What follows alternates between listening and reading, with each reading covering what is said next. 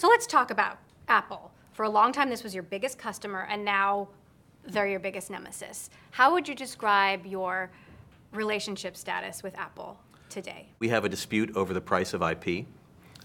We think that's moving now into a period of time where our strategy is unfolding, and the environment is such that I think you're in a position where a deal could get done. At the same time, I think there's probably no better opportunity and partner for Qualcomm than to work with Apple. It makes sense that the technology leader in mobile should be partnered with the product leader in mobile, and those things tend to work out.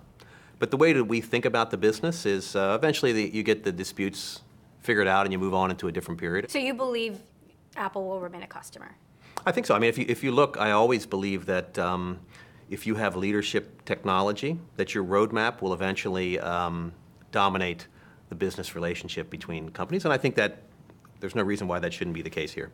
That said, you are taking on the world's most valuable company. They've stopped putting your chips in their phones. They say the patents that they're paying you for are invalid.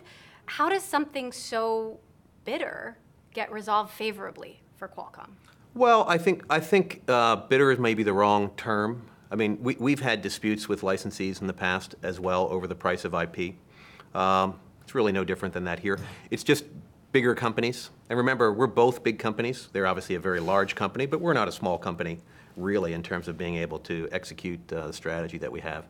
But those things will get resolved. I mean, I think sometimes they get resolved on the courtroom steps, sometimes they don't.